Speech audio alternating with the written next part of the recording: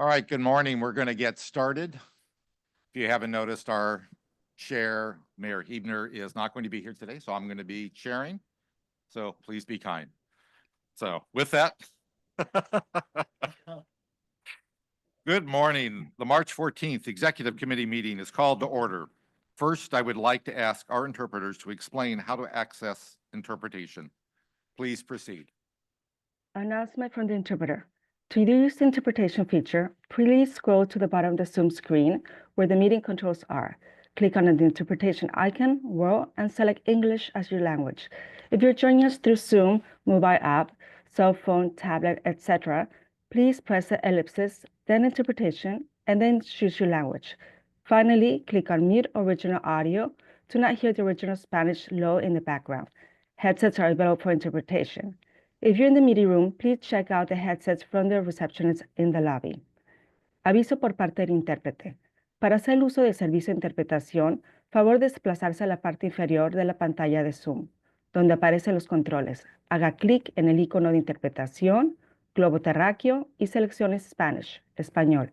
Si está utilizando la aplicación móvil de Zoom, celular, tableta, etc., presione los puntos suspensivos, luego interpretación y luego el idioma. Si no desea escuchar el audio original en inglés, en el fondo, por favor seleccione Mute, original audio, silenciar audio original.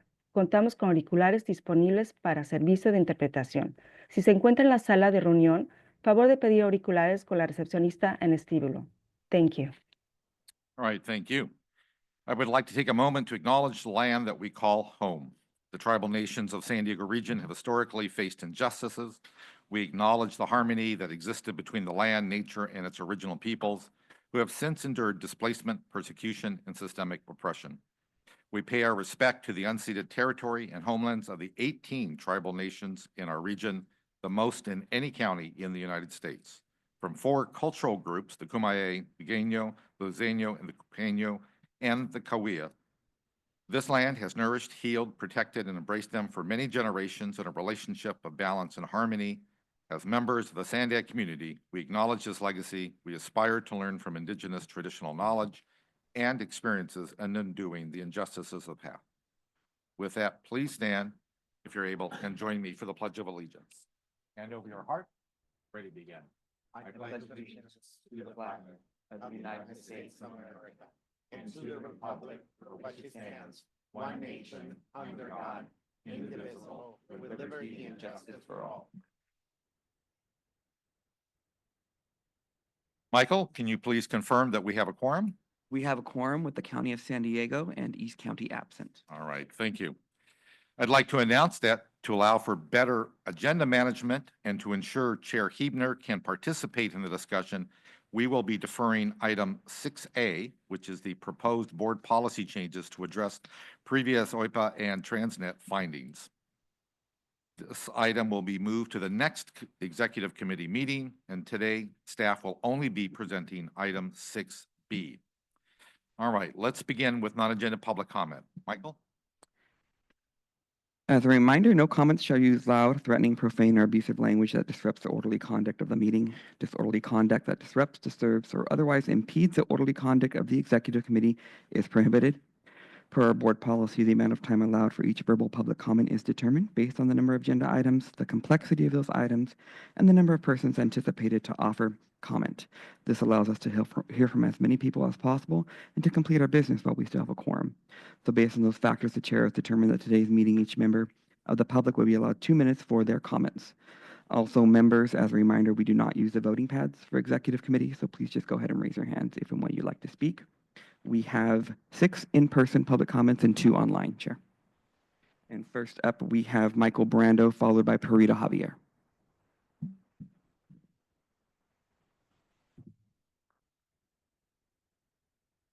When I've been here a number of times, I've talked about the issue of trust, and hopefully Mario is listening and helping to create a better climate here. I'm going to bring this up again. It really is more appropriate for the board of directors, but I'm going to mention it here. We witnessed another outburst over and over again at the County of San Diego Board of Supervisors on Tuesday and Wednesday. The behavior of the temporary chair, Tara Lawson-Remer, is unacceptable. Unacceptable. We had an emergency, no, it wasn't an emergency. There was a recess during the meeting where they broke, and this woman actually got on top of the dais, sat on top of the dais, and became exaggeratedly animated with Monica Montgomery's step. And they were pointing at the chair of Jim Desmond. Monica cut her eyes toward his chair. He wasn't there.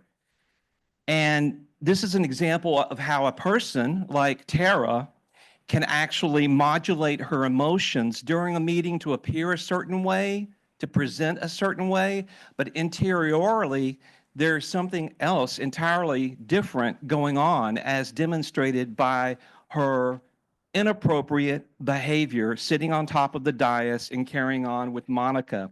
Why do I mention that here? I don't know if she'll be here at the Board of Directors meeting. She's never here. There's always a placard for her. But it's that kind of behavior that sows deep distrust and even resentment in some people. I don't resent it because she can do what she wants to do. But I'm just saying this points to trust. So make sure you keep this in the forefront of your mind. Thank you. Thank you. Next, we have Purita Javier, followed by Cesar Javier.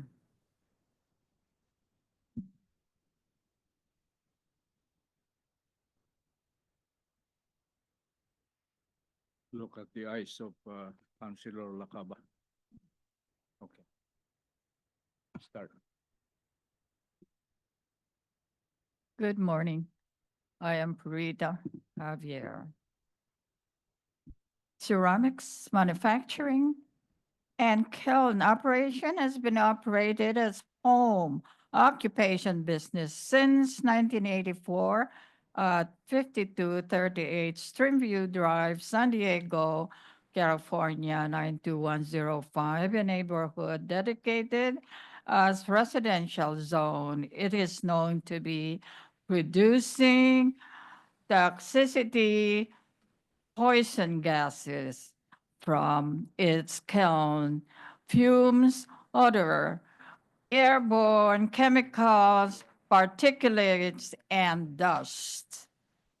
The potential impact to health and safety is real, and so we sought help starting on June 13, 2021 from the police, fire hazard materials department, air pollution control district, city district, 9 councilman office, but they cannot stop the operation simply because the owner has business permit. Since code enforcement division responded through Supervisor Elizabeth Brennan as follows: no violation. Rule 11 exempt. City municipal code. Get a lawyer. Land use and environment to validate. Refer the case to air pollution district. It's closed. We opened the case and referred it again to Environment Protection Agency. Thank you. Your time has expired. Next is Cesar Javier, followed by Truth. We began to imagine this kind of, as what mentioned about trust. We ended up saying to Purita, we do not like these accountable people.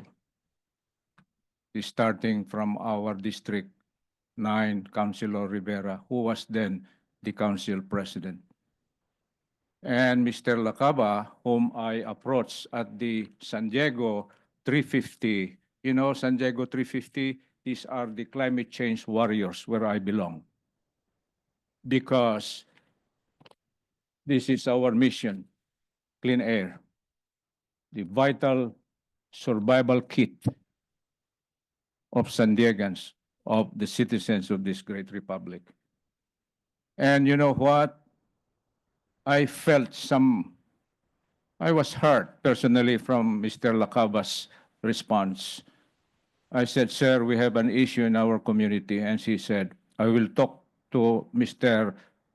Rivera. I gave him this memento. This is a calendar of the Air Pollution Control District, which was not fully distributed June of 2022 as part of their community engagement. I hold 62 of these and distributed it in our community, in our neighbors, Vietnamese, Cambodian, Thai, etc., who are unmindful of what is toxicity obtaining in our neighborhood, a residential zone designated. I think Councilor Lacaba doesn't understand what is zoning learning. We are a populated residence and declared by City Heights as poor neighborhood. Up to now, my city, your city, the core city representing San Diego Senior is not. Thank you. Your time has expired. Next is Truth, followed by allegedly Audra. Sandag.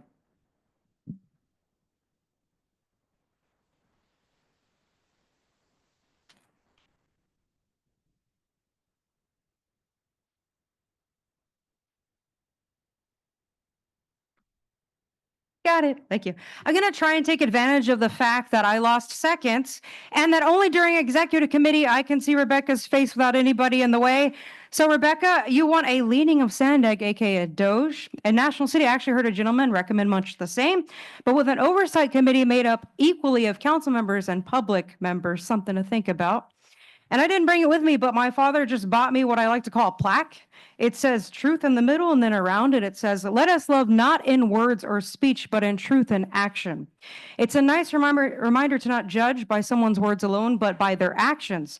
An example is when someone claims they're about love, but they actually intentionally hurt people. They're toxic. That's very relative to ethics. Because it's not acceptable for representatives to play games or psychological warfare with anyone that they're supposed to represent.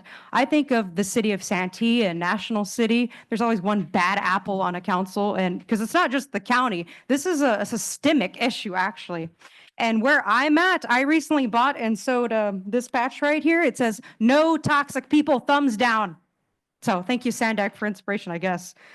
And in Coronado, I was actually reminded of the importance of transportation issues. I could have been run over by someone on the council. I'm not going to name any names, Jay Dunn. And I'm going to ask that one of you put on the agenda for discussion a censure of failed supervisors, Joel, Tara, and Monica. I'm going to discuss in the next meeting why I believe Joel was actually absent here. I think it was a setup. But I want a censure discussion on the agenda as soon as possible, like now. And I want to know, does SANDAG even have an attendance policy? What about a quarterly attendance report? As far as I see it, transparency and accountability are still lacking. I also think no board member should be having their parking validated unless they stay for the entire meeting. I think that's very fair. It's not much to ask. Thank you. Your time has expired. Next is allegedly Audra, followed by Mark.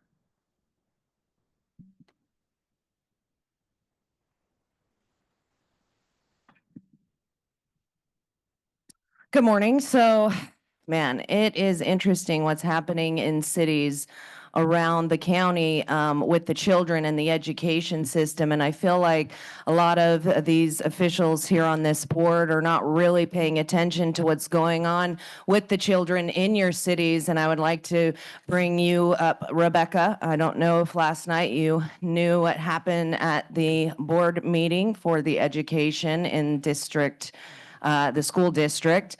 They're potentially next month going to be voting on protecting predators information if it is shared, and if they're told by the police that they shouldn't share it with somebody if they come in contact with a sexual predator. It is very interesting to see what happens with children. It's like instead of protecting children, we're protecting predators. Instead of educating children, we are having teachers go in and do a gender bread man model type of education, right? So that we're going to be pushing sexual ideology and gender affirming nonsense to children, and you know, rewarding certain behaviors and not having girls, if they have to go in and change in a locker room with a male because they suddenly identify as a female, they're told to, if you don't feel comfortable going down to just your undergarments, because that would be okay, right? Then you can go way down to a whole other building, go ahead and change. And then there's, you know, parents of transgender children just saying, well, it's only flaccid 90% of the time. So what do we do about that 10% when the girls are exposed to a male with an erection? I just feel like nobody's really paying attention to what's going on in their own community, and it's very disturbing that this kind of stuff happens and nobody even talks about it in the way that we should. Thank you. Your time has expired. Next is Mark, followed by Paul the Bull online.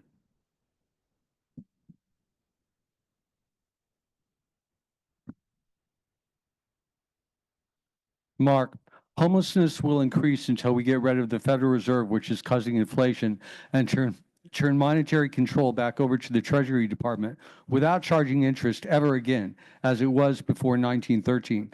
The wealth distribution must be corrected as seen in this short video. See YouTube video entitled Wealth Inequality in America. This is the government housing scam synopsized. One $750,000 low-income housing unit divided by $2,000 for a 10 by 10 foot room 3D printed by Appy's Core equals 350 3D printed rooms. That's right. For the cost of one low-income housing unit, you can 3D print 350 rooms. 10 rooms equals 1,000 square feet, which is the average square footage of one $750,000 affordable housing unit. 10 3D printed rooms cost $20,000. No developer has been determined yet for the Del Mar Fairgrounds project, so I will use an example from another San Diego low-income development project in the last year. See article entitled, Affirmed Housing Completes San Diego Affordable Community. Shoreline was $62.6 million for 126 fully low-income units. That would buy 31,300 3D printed rooms from Appy's Core, and they don't need taxpayer subsidies for the rent. They're just dumb when they're paid for. You can even rent them out to other cities. Wasting taxpayer dollars can be considered a form of malfeasance, as it involves the misuse of public funds, which is a violation of the trust placed in government officials to manage those funds responsibly. Only 1/10 of the people who apply for housing choice vouchers got them, and the waiting list is 15 years on average. While California under Gavin Newsom perpetrating this profitable business off the poor and homeless is not under your jurisdiction, it is your sworn oath to point this malfeasance out to the public and oppose these programs. John, Terry, Rebecca, and all of you can join together to oppose this scam on the communities you serve. I'd be happy to... Thank you. Your time has expired. For the record, East County is now present. We'll now go to Paul the Bull online.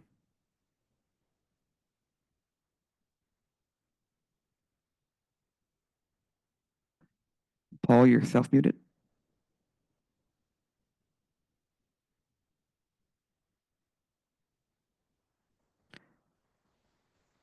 All right, we'll go on to Catherine Rhodes. Hello, this is Catherine Rhodes, and what I wanted to talk today about is homeless. I recently went to Silver Strand State Beach and saw that they are actually open, which is great. The last time I went there a couple years ago, it was closed because of the Tijuana pollution. So anyway, when I went there, there was the area that is north, that is for the RVs, that if you have, if you have RVs with self-contained or sewage, then you could park there. But on the other side is two big, huge, giant parking lots that are empty. These are the day parking lots, which in theory, we could house homeless and have overnight parking. Here in Pacific Beach, where I live, right in front here, they have, there's probably about 20 different people that live in their car, they live in their vans constantly because there's no place for them to go. So anyway, I know Joe LaCava before prior stated that he was okay with having some housing or temporary housing for homeless in Mission Bay. And he also mentioned some of the hotels that are empty here right along the beach that are always empty and would be available for housing. So anyway, you know, in theory, the county can override cities where they can put their homeless anywhere. Similar to how the county put homeless in hotels in El Cajon without El Cajon approving it. Or the, I forgot if it was Lemon Grove, where they're having the tents that the tiny homes that they're supposedly going to be put there. And one thing I want to mention about the Balboa Park tents that the city of San Diego has, they're supposed to have. Thank you. Your time has expired. Next, we'll go back to Paul the Bold, followed by Consuelo.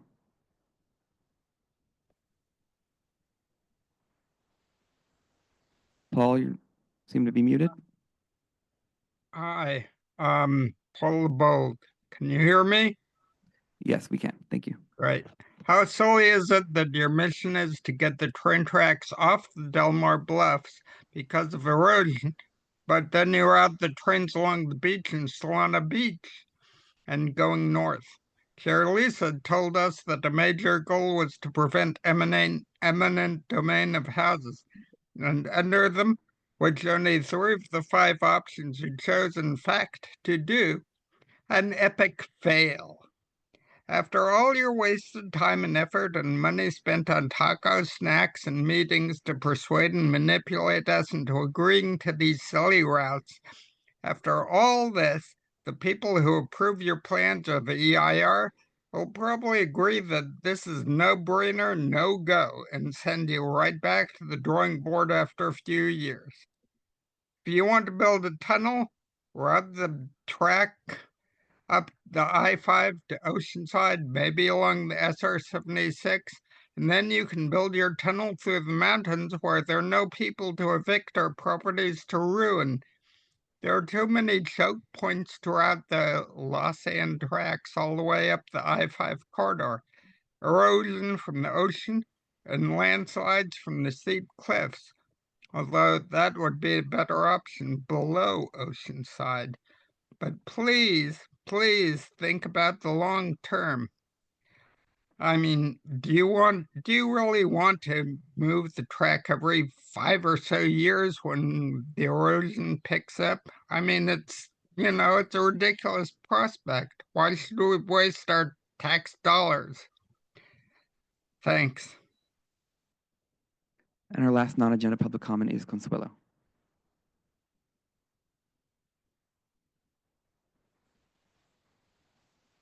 Consuelo, go ahead.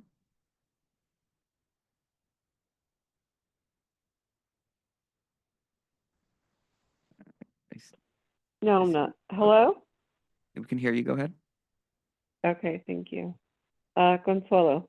So another thing these selected officials are not paying attention or taking real action on are to our skies. And I'm wondering if any of you got to look up and see the full moon last night. Because if you did, you saw a haze over the moon. And that wasn't a natural haze. And the climate is changing, but it's not being done naturally. These atmospheric rivers that we're all of a sudden getting, this new rainfall, is not of Mother Nature, but of greedy humans. And the word is, I believe, adulterated. See, everything that grown greedy adults in power who actually feel in reality are inferior, but they have to prove something. And therefore, everything they touch, they taint, including our system, including our weather, how they've manipulated it, and everything else. They just got to mess up. So I just wanted to point that out. And hopefully, we can talk about what's happening to our skies, who next will be the next victims of floods, because that is in fact what they're shooting for. They're shooting on people, more people being homeless due to our due to the weather manipulation. In reality, yes, it is being manipulated, and it's not climate change. I mean, yes, the climate is changing, but due to adults, nasty, slimy, stinky adults. I'm done. That concludes our public comment, Chair. All right, thank you to members of the public. Thank you, Michael. Are there any non-agenda member comments at this time? Not seeing any. We'll move along to the consent agenda. Michael, do we have any public comments on the consent agenda? Yes, we have 5 public comments on consent. The first is Truth, followed by Mark.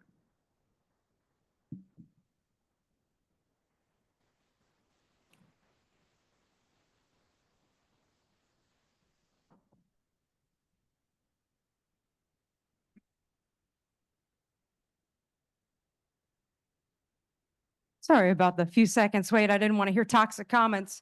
Item 2, it was great to have a 1 hour, 21-minute meeting on Valentine's Day, although I have no idea why so many of you laughed on missing love on that day. Item 3, March 28th looks really boring. I can't stand budgets and numbers. April 11th, what is the coordinated plan and what survey? Item 4, the fact that assembly members and senators are introducing up to 35 bills a year is outrageous. Bill writers are making a killing, but we are obviously lacking bill readers when they vote. The February 4th or 5th meetings with Lisa, Mario, and state clowns like Steve Padilla, did you have a word with him on the Environmental Mitigation Fund for the OME toll? Did that contribute to him dropping the idea of restoring the Tijuana River Valley and essentially supporting the theft of the toll money for the IBWC's plant when that's the federal government's job? Very corrupt. It sounds like Matt Haney delusionally believes California can build its way out of its bad housing policies. Buffy Wicks and Christopher Cobbledon want to put the state further in debt by adding a $10 million debt bond for ugly, privacy invasive stack and packs. But when you can't get what you want, you just call it climate change, right, SANDAG? And whoever Anna Marie Avila Farias and Sharon Quirk Silva are, since they believe in punishment for noncompliance, they should be the first punished for noncompliance with the Constitution for the United States of America. The Senate reads like high school. The late Jim Ellis, my friend, used to compare all councils to high school. We used to joke about that, how immature many people are. I'm not surprised about the war spending, since Trump seems to be sending a very clear message about destroying the Holy Land, just like every other president. It'd be nice if Trump and fellow new cronies would consider cutting funding to agencies like SANDAG for projects that make 0 sense and waste our tax dollars, but I'm not going to hold my breath. Thank you for these reports, because I don't pay attention to any of the state or federal political theater clown shows. That's also why I support a DC corporate government shutdown, because I say bring back real local government instead, not mandates. Thank you. Thank you. Next is Mark, followed by allegedly Audra.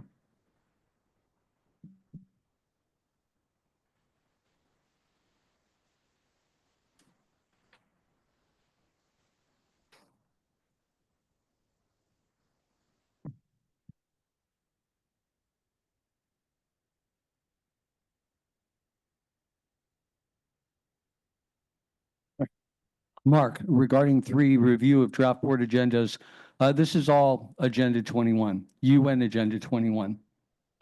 The world's foremost expert on this is Rosa Corey. People need to see the video, Rosa Corey Part 1. You can search that on YouTube.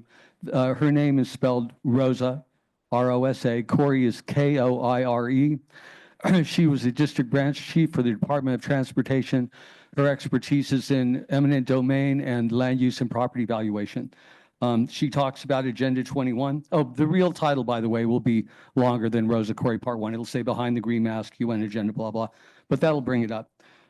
People also need to see, I have a lack of time here, but we're being controlled by the UN, and Rosa will clue you in on that. There's 4 parts. At least see the first one, if not the first 2. Our monetary system is completely corrupt, although the Money Masters full length, which is very old, like 30 years old, is a complete documentary, the best thing you could ever see on. Most people won't spend 3 hours watching it like I did several times during my life. So You should see Zeitgeist Addendum. I don't agree with their outcome to have one computer control a resource-based economy. That'd be just taken over by a quantum computer, and that'd be the end of, sovereignty. But Zeitgeist Addendum, full free documentary, social pathology, Peter Joseph. That's a YouTube title. See it from 6 minutes, 40 seconds to 24 minutes to even teach your fifth grader how the Federal Reserve is screwing us, not with calculus, but with fourth grade arithmetic. That's causing inflation and is destroying our country. Wealth inequality in America, that's another YouTube video you need to see. I have some graphs, but they don't show me here. Goodbye American Sovereignty, hello USMCA. These are YouTube videos. What is the Resilient Cities Network? The Hard Truth About United Nations Sustainable Development Goals, SDG 9. Thank you, your time has expired. Next is allegedly Audra, followed by Gambler.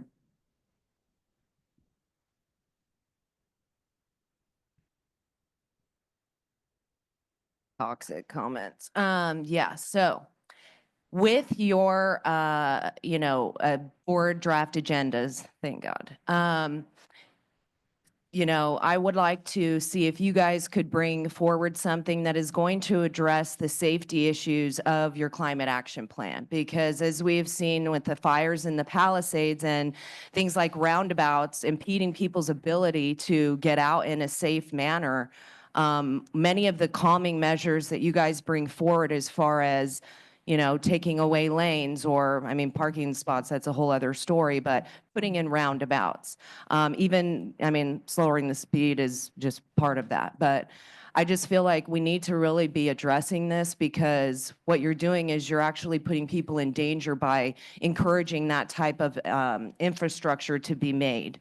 It is a safety hazard, and I feel like we sit here and we talk about wanting to bring in safety measures for fires, but then we're doing things like this that are contradictory to your ability to be able to do that. And we shouldn't be worshiping the climate over people's lives. We should be making sure that the people are safe, that they can evacuate in a safe manner. And I think a lot of times too, people don't even know how they're going to evacuate if they do.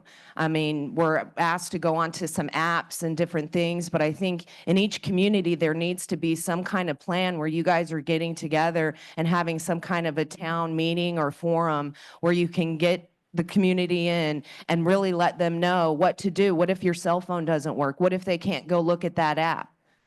We need to be preparing for these types of things and not just waiting until after they happen, which they already have other places, but we shouldn't have it happen here in order for us to start really mitigating these types of things. So I would hope that you guys can start really thinking about that, and if what you're pushing with these roundabouts and getting rid of lanes in the climate action plan is the best for the people. Thank you. Your time has expired. Next is Gambler, followed by Cesar Javier.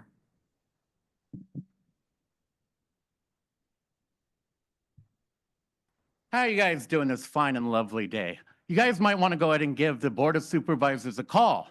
Let them know, ask them what about me. Ask them if their opinion still is standing. I have presented my evidence that election fraud is happening through a lot of activism groups. So if you guys are a part of those activism groups, be worried. There's going to be most likely a DOJ investigation into the registration process. We're going to go ahead and take a look at these cards, I'm hoping, and we're going to go ahead and find out which groups is really controlling these politicians. Most of this is coming from the homeless facilities. Some city mayors decided to grab as many as humanly possible so that they could maximize the fraud in their area so that they could secure their power. That power is going away. I understand why you guys are pushing these agendas because it fits the bigger scheme. I get that. But you guys are done. Yeah, I would leave too. So, just letting you know, as soon as the Board of Supervisors release that information to the public, I'm pretty sure they're going to have a press release, basically stating the last 4 of our elections have been bullshit. Thank you very much. Have a good day. Next is Cesar Javier, followed by the last public comment online of Paul the Bold. Cesar Javier. Thank you, SANDAG. Our most awaited evidence. Our name, Purita and Cesar, now were etched in the previous minutes last time. And again, that only indicate that we are consistently following up to save our community from toxicity.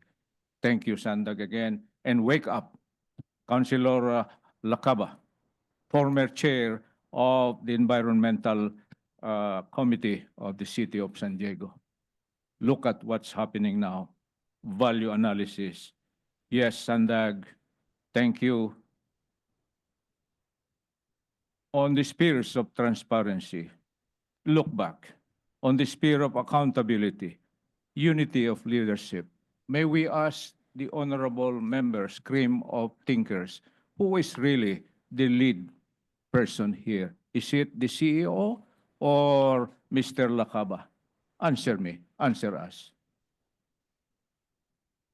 Unity of command, single leadership is utmost of all matters on governance. Is it Sir Mario or Councilor Luqadda? Another value analysis is community engagement. We do not know what is happening right now on the victims of Tijuana River pollution. We have procured the equivalent of 10,000 victims. I received one already, air purifier, but I am in doubt if it is really effective because the problem is not solved. It's just Thank you. Your time has expired. And our last public comment is by Paul the Bull online.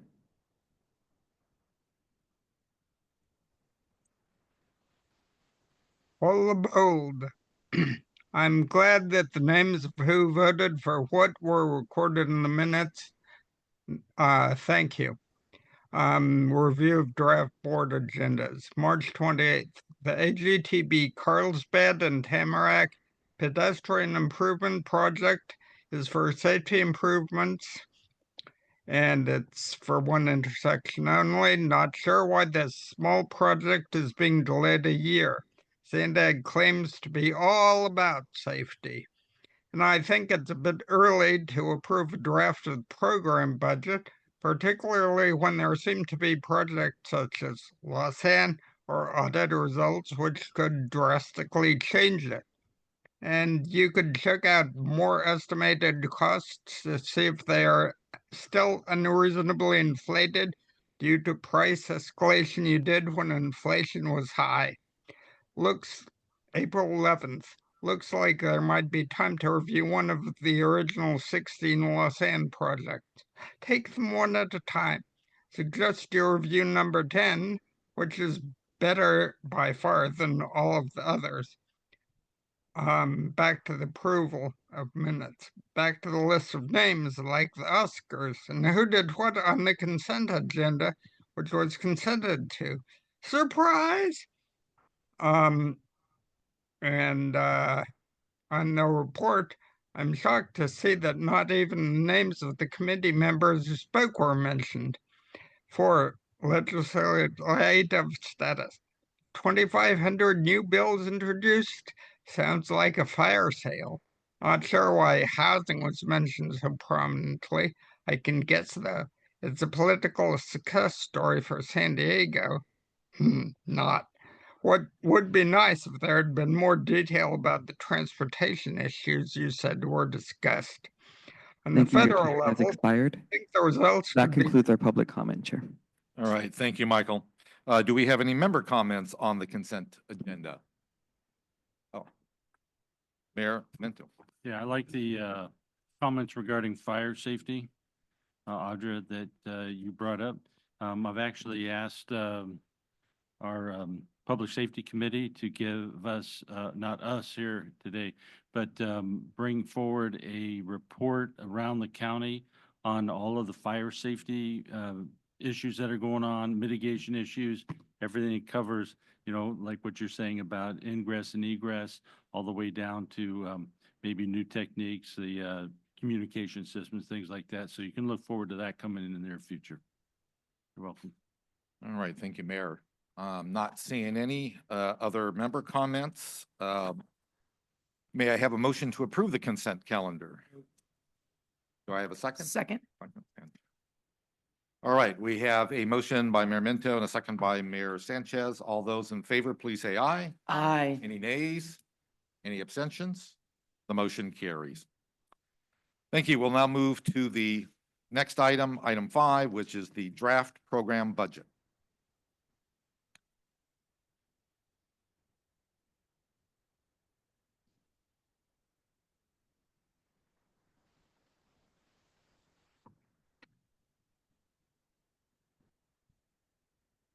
As the team is getting ready, I do want to put in perspective, we are bringing in the draft budget.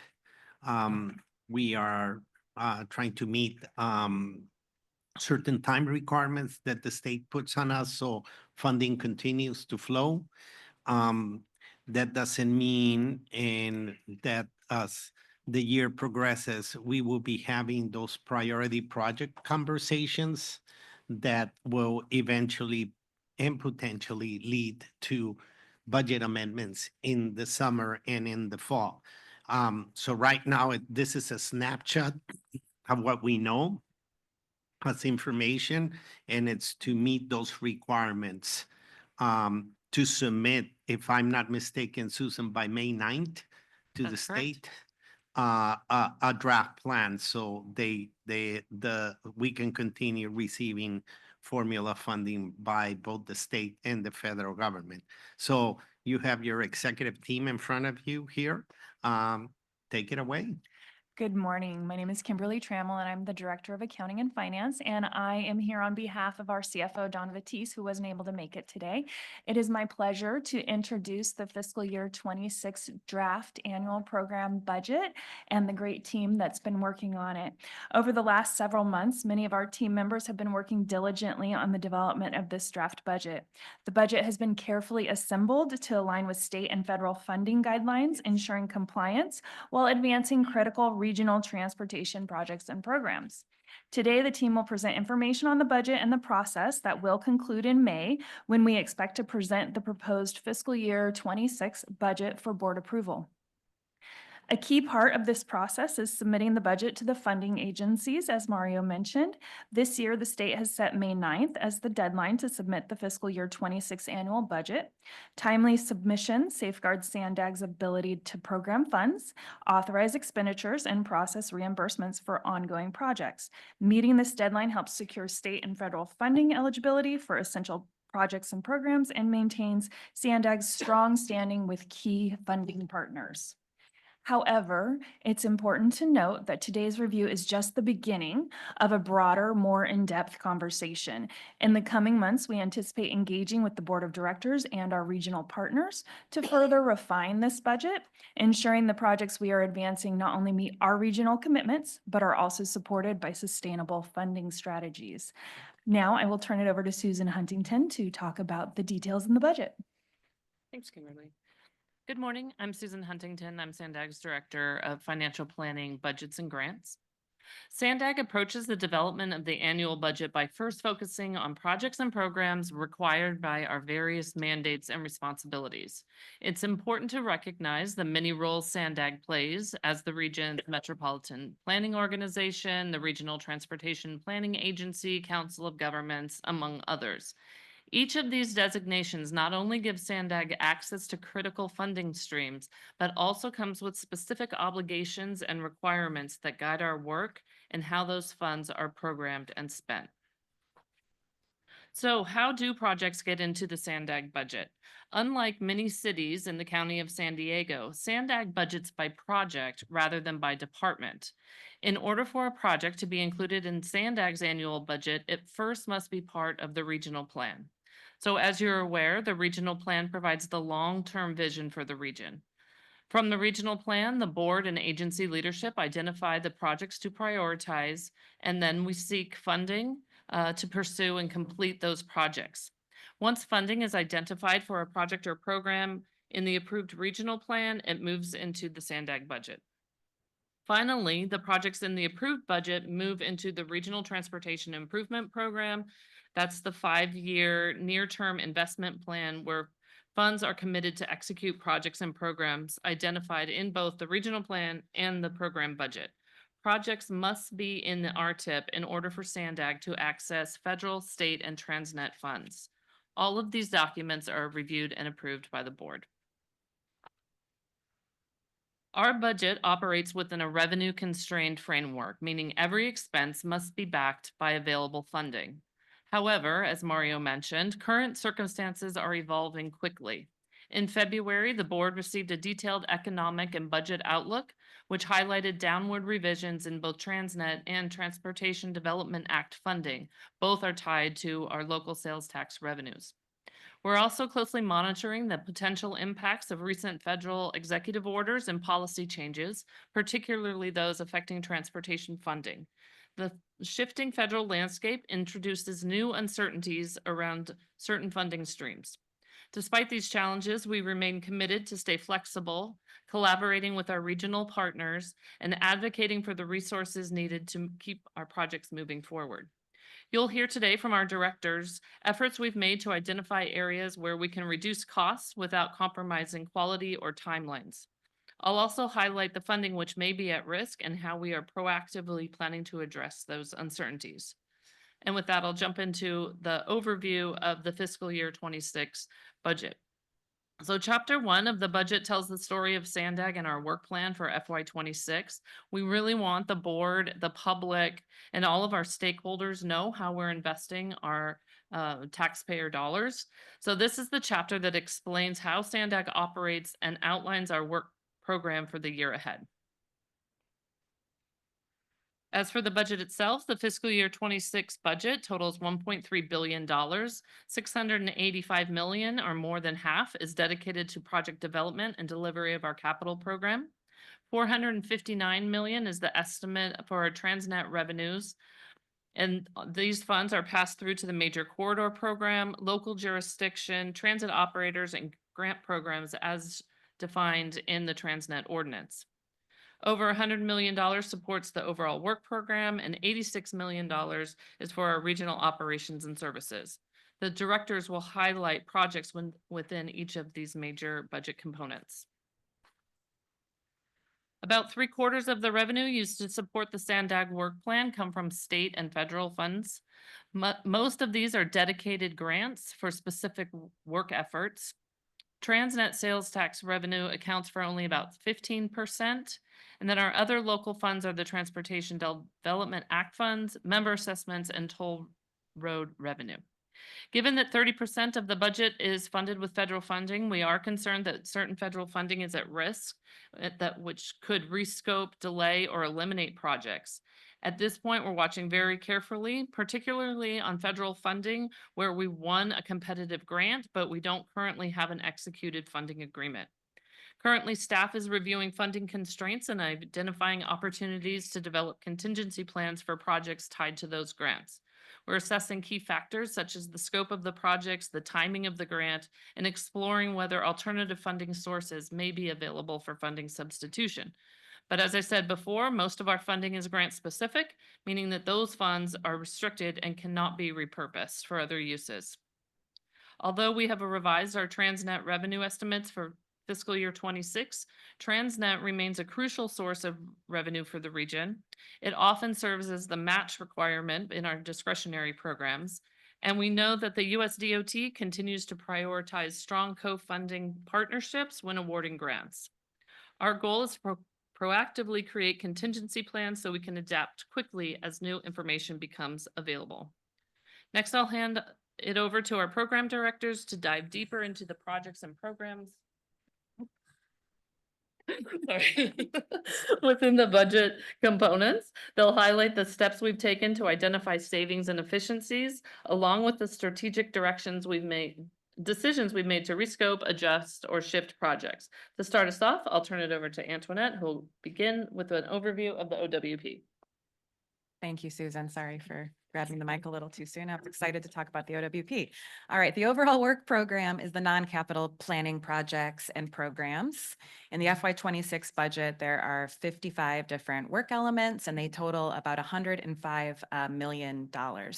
And while the OWP is largely planning projects, it also includes our data science programs, the modeling and analytical work, data collection that we do, outreach and engagement programs, financial management, and then the grant programs that we administer. And in fact, you'll see that the largest expense category in orange there is pass-through, and that's the funding that we administer through our grant programs or that we pass through to other agencies like MTS and NCTD for the Youth Opportunity Pass program. So like with the rest of the budget for the OWP this year, we were really focused on getting back to fundamentals, the basics, and the mandated work. So that meant doing things like the required regional plan and implementing those near-term projects that we have committed to implementing.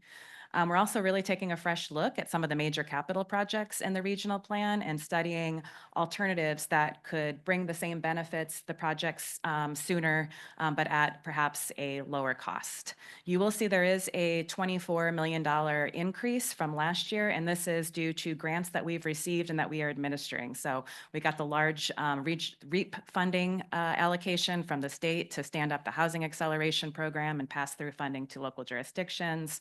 We did a call for projects for Smart Growth Incentive Program, so that funding will be going out this year. And then the Flexible Fleet Program as well, grant program as well. So that is the increase that you're seeing in the OWP. And with that, I'm going to pass it on to Lucinda.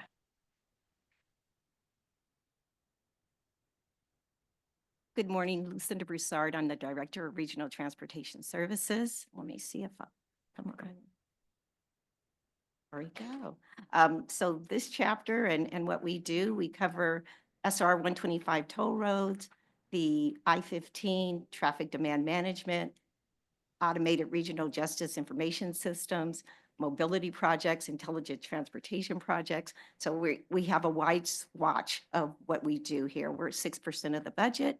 And this year, actually, you'll see that we have an increase of 6.1 million. But that's really changing some of our programs. Our roadways are going from capital. The 125 was a capital project, so was the I-15. It's now moving into operations. And in July, when the new tolling back office system comes on, it will turn over to operations also. So those are large part of what our dollar change is. What we're looking for is with the new back office system, with its stability, and we're hoping enhanced productivity that we can get out of it, that we'll be able to reduce some of our costs and provide some of those efficiencies in our operations. So that's our budget. I'm turning it over to Clint.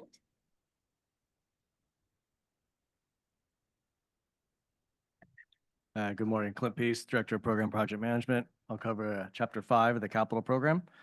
The Capital Program budget is the largest component of the SANDAG program. It's approximately 51% or $685 million for fiscal year 26.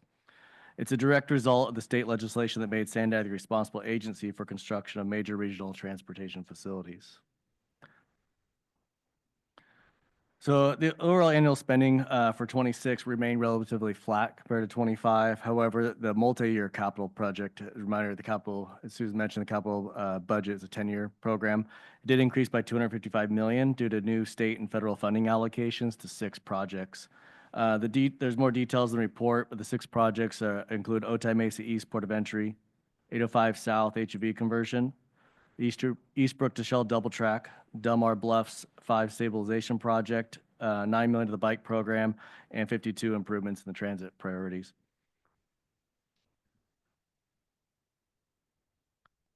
And we'll move to Chapter 6. I'll jump in there. Good morning, Robin Wapner. I'm currently overseeing internal operations and public affairs for SANDAG. So we've been going chapter by chapter through your budget. The next few chapters, chapters 6 through 8, those really focus on some of the internal functions, the core services that the agency does to deliver everything that my colleagues have just talked to you about, whether it's the internal operations, OIPA, the Office of the Independent Performance Auditor, or human resources. Before we get into the actual funding, though, we wanted to just take a second to also recognize the work that we're doing on our policies and procedures, because you can have all the money in the world that you want to deliver projects, but if we don't have the fundamentals really figured out, then we're going to continue to run into issues. And so I just wanted to highlight again the 3 pillars that Mario introduced when he presented his performance evaluation to this board late last year, and reiterate again our commitment to oversight and transparency, leadership and structure, and focus on fundamentals. That's playing out in every single one of our departments throughout the agency and a lot of the work that we're doing. At the heart of all of us, though, is the people that work for SANDAG. And so I'm going to pass it over to Josh now to talk to you about our human resources budget for FY26. Thank you, Robin. Hello, Executive Committee members. My name is Joshua Golter, and I serve as the Director of Human Resources. Our personnel budget is comprised of 3 main components: staffing resources, compensation, and benefits. Regarding staffing, we are continuing our practice of being highly strategic with our staffing resources by repurposing and reallocating vacancies to the highest priority areas within the agency. 3 new positions have been added for FY 2026, 2 for OIPA and 1 for the agency. In regards to compensation, to ensure we maintain a competitive compensation program, 2 recommendations are being proposed for FY 2026. 1 is adjusting our position classification salary range table by 3%. This expands our pay structure to stay competitive and has no direct cost impact. We're also recommending a compensation adjustment pool of 3%, funding for pay increases to address market alignment and retention. In regards to benefits, we are recommending no changes to the benefits offered to employees, and we will continue to make contributions to 2 trusts that fund retirement benefits. I'll now turn it back over to Robin. So to wrap up with our administrative and board budgets, overall, the administration budget went down by just about 2% so far. I will just plant the seed that we anticipate further changes to administration budget between draft and final, and potentially in the additional amendment that comes later this year. But where things stand right now, the Office of the Independent Performance Auditor budget does live within your administration budget, and it's come to you through the Audit Committee based on their recommendation.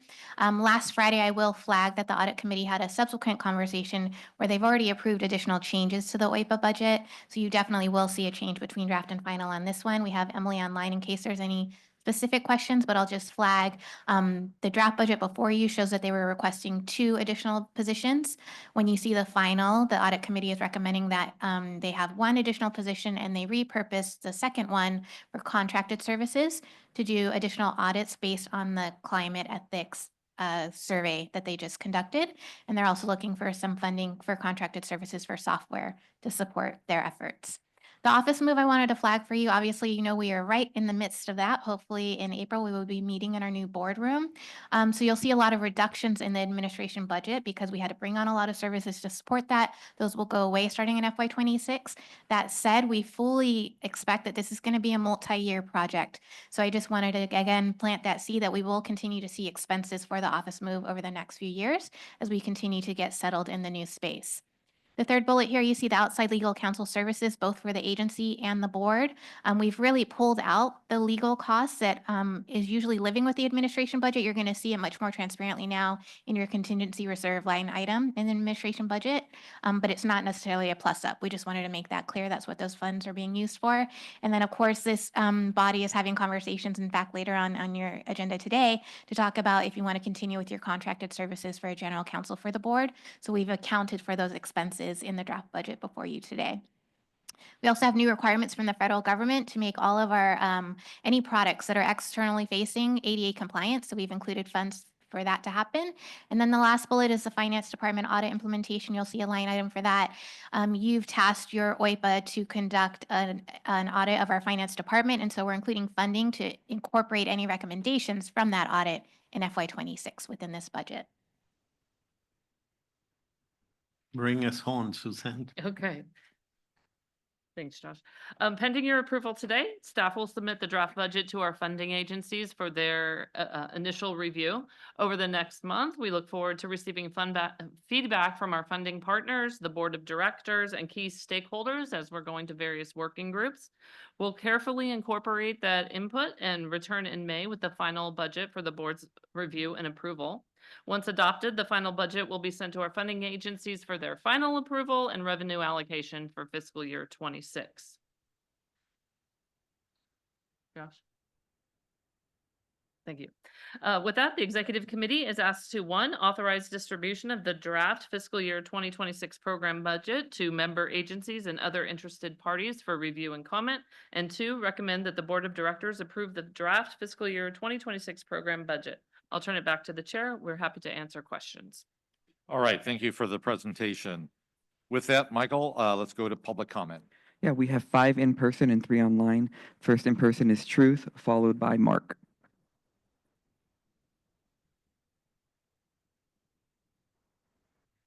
$1.3 billion down the drain, mostly on projects nobody asked for. A la deadly to Del Mar, the OME toll is injurious to Imperial Beach and corrosive to Coronado. On page 29, it says SANDAG is the co-lead agency for air quality planning. So why isn't this happening? Why is only one aspect of air quality being considered in decisions? Maybe Bucky knows the answer. That is not what the National Environmental Protection Act requires for project compliance. So it is time for the cities of Imperial Beach and Coronado to sue SANDAG for violation of NEPA. Why would SANDAG give 50% of the money from a tollway we built when they destroyed the environment and poison our country? Why does Mexico not commit to stupid growth? These people can't even buy the right type of pipes for their treatment plant. And then when they finally did get the right pipes, they had a sewage spill when putting them in. Unacceptable. I demand the end to this project giving any financial benefit to Mexico until they commit to change their environmental and human destruction of our country and its people. There's also more tolled express lanes for the rich. There's your inequity again. And double tracking train tracks are just going to be moved underneath people's homes. $9 million for more expensive and or dangerous bike lanes. $7 million for so-called improvements to the 52. And luckily, that's not going to be seen for like 5 decades at least. Sorry, Minto. On page 29, it says every major region throughout the country is required to have an MPO. The problem is that region is not a constitutionally defined term. Regions may be legal, but they're not lawful. And if SANDAG is going to claim otherwise in its documents, then cite the law. On page 30, it says SANDAG's toll taxes support the operation and maintenance of the program and provide additional funding for rapid transit. So what happens when MTS cuts their empty rapid bus routes? Wouldn't that mean no need for tolls? And my budget critique, I don't believe there's ever been an update or details providing on the office moving spending specifics. Are there going to be more chairs or better chairs? Are there new screens, equipment? I want to see the cost of the office move broken down, but thank you, Robin, for elaborating a little bit, because that's the most I've heard. Thank you. Next is Mark, followed by Guadalupe Rojas.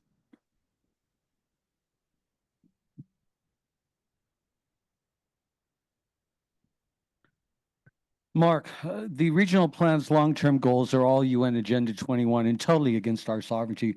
Managed lanes, obviously nobody paid for roads with their taxes thinking that they would have to pay to use the roads they built.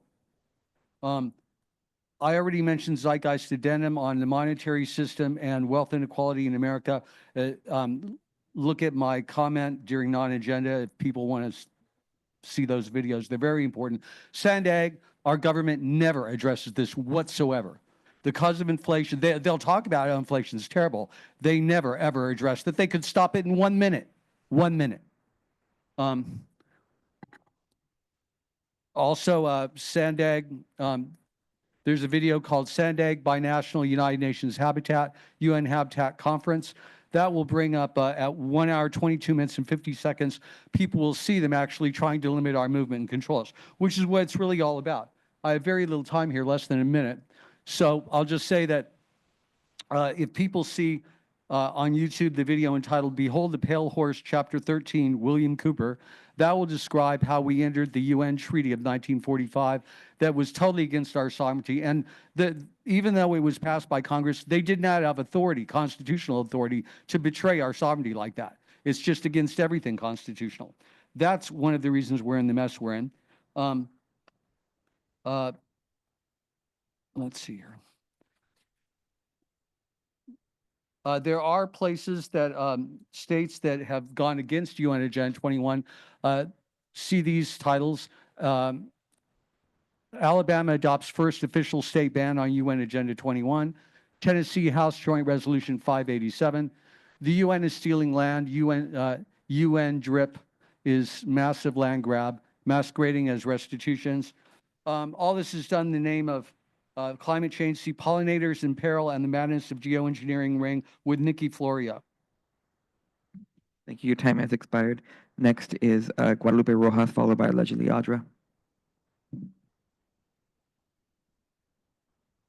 Morning, everyone. My name is Guadalupe Rojas, community organizer with Mid-City Can based in City Heights. And I'd like to start by thanking the agency for having allocated for the funding for the Youth Opportunity Pass program for the past 3 years. Since 2022, the program has not only enabled youth across the county to have access to reliable public transportation, but it has helped reduce greenhouse gas emissions, which is important for the agency. They're currently on a goal to reduce those. So yeah, there's a whole comprehensive study that SANDAG released in 2023 with great data, and I encourage you all to see how effective and beneficial this program has been. That is why I ask you all to please consider including programs like YOP in future budgets. Thank you all for your time. Thank you. Next is allegedly Audra, followed by Cesar Javier.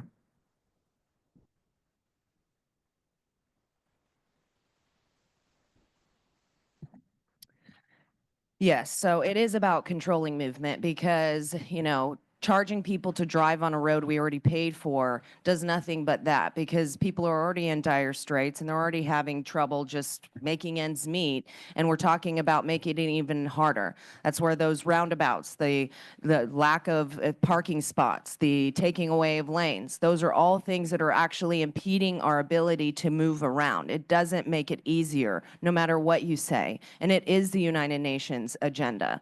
And as you guys are sitting here wanting to electrify everything, especially heavy-duty trucks.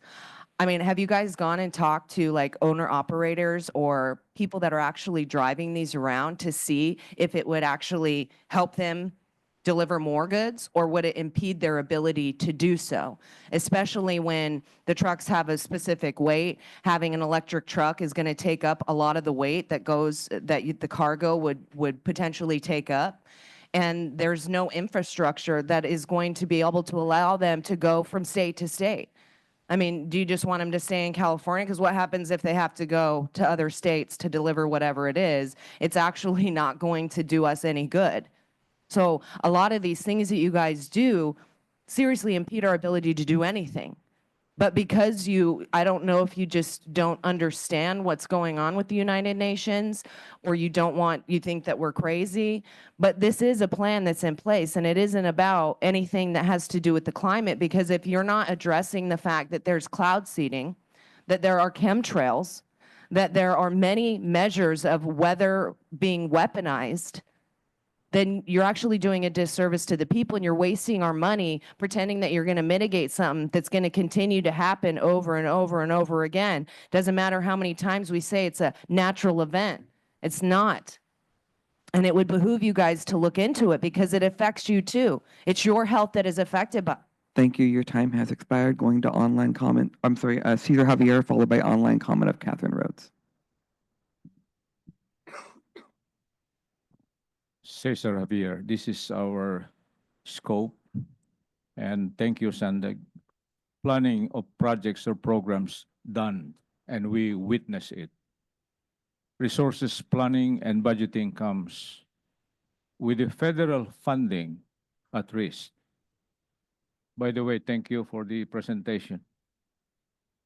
Funding at risk, particularly coming from federal government. We adjust. Please show us a template, action that are rational at this time, state, and condition.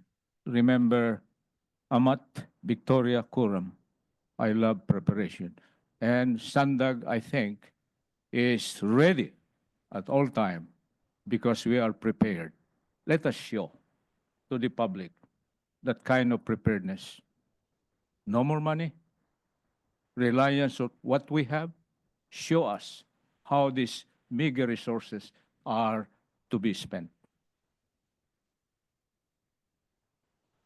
I also look at the budget for personnel. This is important because these are the actors. These are the doers. We wanted you to have an increase in pay. And don't forget the public participation. We just need a free ticket to the moon and to the Mars. a little bit of that because we share with you, thinking with you. In our humble capacity, we let go what we know. And just fair enough, provide us some kind of incentive. Thank you. Next is Catherine Rhodes online, followed by Paul the Bold. Hello, this is Catherine Rhodes, and this is specifically for the clerk. You violated my First Amendment rights to petition my government for a redress of grievances. Next, for the consent, I had my hand up. There's no way for me to put a slip in beforehand, so I could only do it online. And I did it online when people were still speaking in chambers, and you kept on putting my hand down. I don't appreciate that. Next time, actually let people, give them some grace and allow them to speak, and do not just take it upon yourself to be the arbitrator. If I don't know what you did, so I don't appreciate it. What I wanted to talk about was the missing airport revenue. There's no talk about that $350 million for transit to the airport that Hassan back in the day, 2019, so 5 years ago, received an agreement from the San Diego County Regional Airport Authority to pay $350 million for transit. You spent $30 million on the central mobility hub that was going to be part of the airport transit connection. And so that money could actually be reimbursed with this airport revenue. But the only thing is that you can't even put it in your budget. The airport authority doesn't have any money in their budget to give you any money for the for this. And it's so sad because in 2011, there was the FAA facilitator passenger charge eligibility for on-airport rail access projects. The FAA actually gave you a blank check to do any airport transit connections where they don't have to be specifically for only airport use. They can be for non-airport use also. And so why, after 4 years, are you not putting in any money from the San Diego County Regional Airport Authority, part of that $350 million deal in 2019, in your budget? Why? Why aren't you actually calling the Thank you, FAA? Catherine, your time has expired. Next is Paul the Bold. Paul the Bold.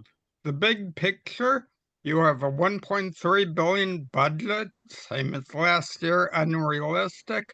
44% is funded by the state and 30% by the feds, both of which have huge deficits and are basically broke.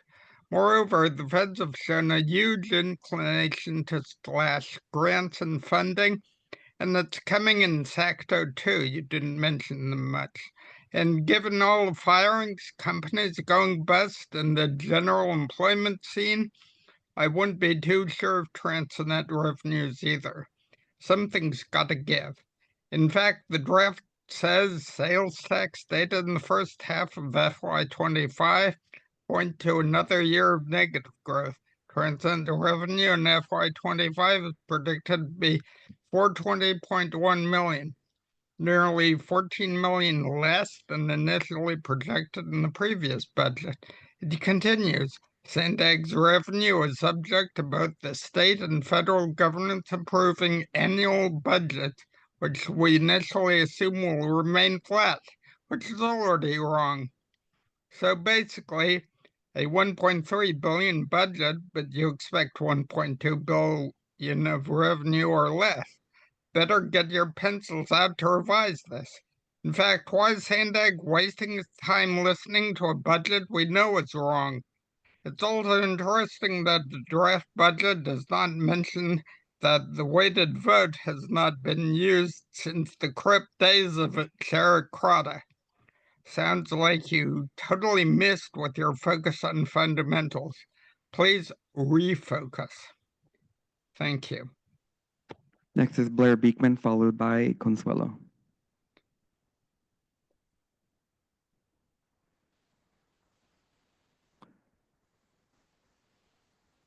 Go ahead, Blair. Whoops, my remuted itself. Now I'm unmuted again. Hi. Hi, Blair Beekman. Thanks a lot for this item and its information, and a real good luck to how these programs can be working in the next year. I found it interesting and hopeful what you can be working towards. The main point I wanted to bring up, I don't know how relevant or helpful it is to this item, but with the city of San Diego, with their current budget problems, and more importantly, as I'm in the up in San Jose, their transit agency, the VTA, they're going through a strike.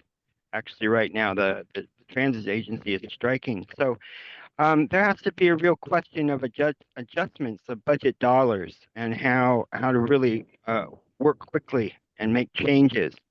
And just a reminder to yourselves that you may at some point have to make changes, and that I think changes can be made that can still end up supporting our budget needs and our budget questions. There's a real art to learning how to do that, and the VTA and San Diego both have to be learning that at this time, and they are. Interestingly enough, San Diego is going to survive their budget shortfall. Maybe not this year so much, but in the coming years, they will be able to make up. And that takes a lot of good accounting practices. So just be mindful of if we have to make adjustments, that's always can be okay, and to look for how you can make those good adjustments. And with that, really good luck on what you're doing for this item. It sounds really interesting. Thank you. Last public comment is Consuelo.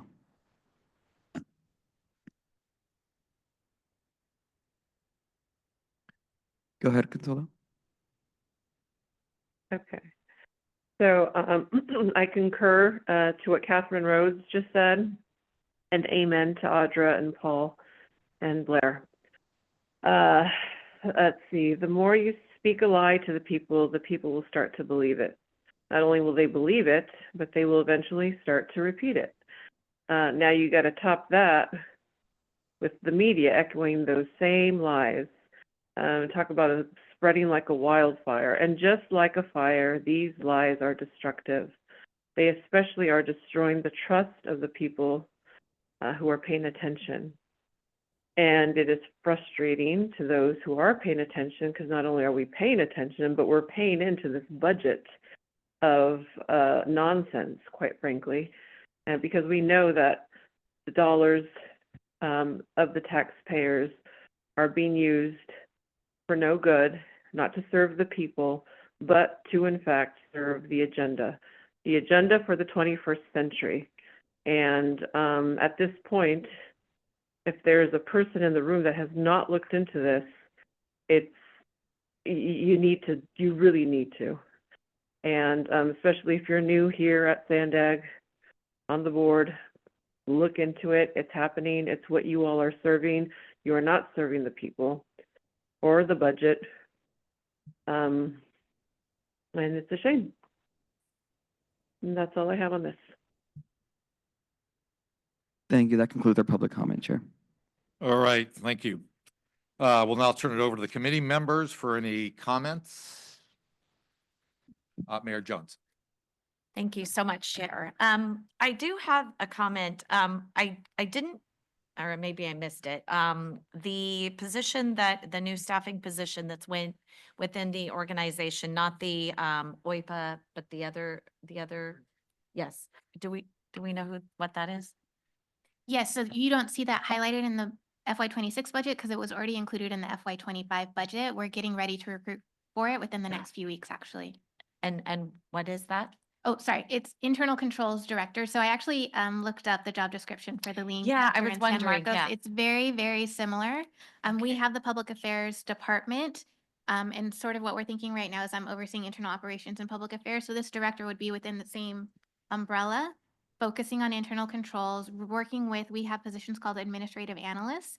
So we look at those as like compliance officers essentially for each department. So the internal controls officer would be taking a holistic view across the enterprise, trying to proactively identify any risk areas and or process improvements, and then working with these administrative analysts and our training program to get the training, the policies, and the structure in place to accomplish many of the same things that are highlighted in that job description. Okay, because I mean, one of the things is, you know, and I'm not sure, is this a director position or a lower than that? The part about the director position that I found, since we've actually, I think we're like 2 weeks in with our director of lean government, is it creates this accountability that we just never had, even though we were doing a lot of things correctly and, you know, all of that, best value analysis and all of that on a normal basis. Now that we have a director that's doing that, I feel like there's just, and not a bad pressure, but a certain amount of pressure that staff feels like, okay, and you know, we have a wonderful staff, and I'm not saying that anyone's doing anything wrong, but I think it just gives you a little more strength in knowing that, okay, I've got someone looking over my back on a regular basis. I really need to make sure that I am dotting all the I's, crossing all the T's. I'm doing my best. I'm providing my best work every single day. So I just want to make sure that we have that person reporting. And by the way, our director of lean government only reports directly to our, in our case, it's a city manager. Yes. So that would be directly to Mario. And then I think it would be prudent for us to get a regular update just to say, this is how it's going. These are some processes that we've actually worked on. Here's where we're seeing improvements. And I don't know if it's possible, but it would be great to have a number equated to that. I don't know if we can. I don't know if that's, yeah, like a metric to show, hey, we've found, you know, some efficiencies that we were able to provide. And here's what we think the cost or the savings actually is. Do you know what I'm saying? This creates the engagement part to our community, which is our taxpaying citizens in the county, which then again shows them we're working hard to earn your trust back because we have been missing that trust factor. So I think, you know, just moving forward, I think all of that, it sounds great. And I'm really glad that we're doing that. And honestly, I believe every government agency should do that because it's more like an actual private business and not, you know, like a municipality, because people think, oh, it's a municipality, they always waste money. We don't want that. We want to be accountable to our residents. And so I'm just really glad to hear that we're doing this. And thank you very much. Whoever actually, you know, kind of shifted that or brought that up, great job, because it is very important. And I know I talk about accountability all the time.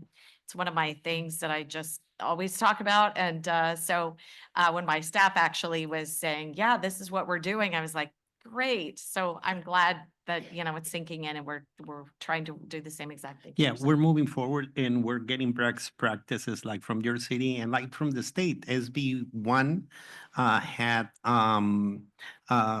every year the state has to report $100 million savings on their endeavors if they want to continue getting money from SB. I think it's SB1, right, Clint? Yeah. So not that we're going to try to have that target because that would get us, but I think it's having those metrics, and it's going to take, it's a journey. It's not going to happen overnight, but the first step in the journey is Robin and our CFO, Don Batiste, have developed the scope of work or the duty statement. We've gone and seen yours, and we're getting ready to advertise. That's great. And we had 73 applicants, which for our city is absolutely unheard of. So there's a lot of excitement, you know, in that position because it's something new and it's something that is really groundbreaking. So I'm really glad to hear that we're doing that. So, and you said that we're going out for recruitment when? Next week? Next few weeks. Yeah, next few weeks. Wonderful. All right. Thank you very much. I appreciate all of it. All right. Thank you, Mayor Jones. Mayor Sanchez. Thank you. The I-5 widening was a very critical project for the county. And City of Oceanside was a partner in terms of making sure that it was supported. But I understand that the last segment, which is actually through Oceanside, is not included in this budget because of some shortfall in terms of funding. And I really, first of all, is that correct? It's not included in the budget? and if you could go there, Susan, we've identified, and Susan, if you want to answer it within the budget, but it's within our strategies of some of the top projects to fully fund to move to construction. So within the draft budget, the I-5 HOV lanes Oceanside is budgeted at $11,368,000 is in there. And that is most likely, you can tell me, Clint, what phase that's for. There is funding in the project, in the budget for it. Oh, is Yeah, that for engineering? It's for, yes, it's for design. Correct. Design. And what we're trying to do is fully fund it for the construction phase. And that's the conversation we want to have with the board and that priority discussion. The design is going to be finished very shortly in several months. So we should be really laser focused on that project, knowing that design is going to be finished. And there are different ideas on how to fully fund it and move forward with it. I appreciate that because I believe that will be the end of this project. It would be nice to complete this entire project. And it's unfortunate that Oceanside always tends to be at the tail end. Yeah. Right? Maybe one day we'll be the first. Yeah. And then going south, but who knows? A it- girl can dream, Yeah. right? It would be the end of the widening project, and it would be the beginning of the conversion to managed lanes, the entire HOV network on North County, on the I-5 North County section. Great. Yeah. Well, thank you. And Oceanside, thanks you all. See how we can get that shortfall. What is it? $40 million? No, it's going to be about 140, and we are, I think, and I don't want to be quoted on that for the actual construction. And we've been developing ideas, and those ideas aren't real, right? They're out there on a whiteboard, but we have identified different fundings, and we are still, even with the ideas, if the board would approve them, we would still need 40-60 million to figure out. So we're having those internal discussions of how we can move, what could be done. And those are all alternatives that have to come to the board, and the board has to decide on them, as well as TC. All right. Well, thank you very much. All right, thank you, Mayor Sanchez. And then just to wrap things up, Mario made some comments right when we kicked this off. And could you repeat that in terms of moving forward on this budget in recognition that the federal grants that we have may be at risk, and how we're going to navigate that over the next few months? A couple of things. One, we have several parallel routes that we're dealing with. Susan is in charge of submitting this budget to all of you and getting it approved. And then we send it to the state Caltrans to approve it and continue the cash flows that we have ongoing with existing grants, formula funds, everything. But also in parallel, we will be having a retreat where you all will have a lot of good conversations, among them priorities of projects. And several of you have brought up, where are we with the entire capital budget? Where are we as it stands versus the Transnet ordinance? So we're happy to bring that discussion, bring in a very similar discussion as we were having right now with Mayor Sanchez about the I-5, but for the entire county, and putting a priority projects or strategy as fully financing some projects that are very close to be realized, and have this board give us that guidance on priorities. And in the same time, grabbing what realities we're getting from the federal government and seeing if there are any shortfalls on the assumptions of the revenues based on any changes of policies. All that is going to lead to one or several budget amendments once it has been approved, because we are we're chasing a moving target here. All right, thank you, Mario. Not seeing any further discussion. Can I have a motion to approve the staff recommendation? So moved. Second. Okay, that was Mayor Sanchez, and then a second by Mayor Jones. All in favor, say aye. Aye. Any nays, any abstentions? With that, the motion carries. As you can see, it's about 10:29 now. I had mentioned earlier that 6A was going to be deferred to a future executive committee meeting so that our chair, Mayor Huebner, could participate. But given the hour and given the robust public comments, we're also going to defer item 6B to a future committee meeting. And in fact, we may just take it to the full board so that everybody can wait on this conversation about general counsel, whether we want to have it an employee or continue to go to an external source. So with that, unless there's any other comments by committee members, this concludes our meeting. The next executive committee meeting will be April 11th at 9 a.m. This meeting is adjourned.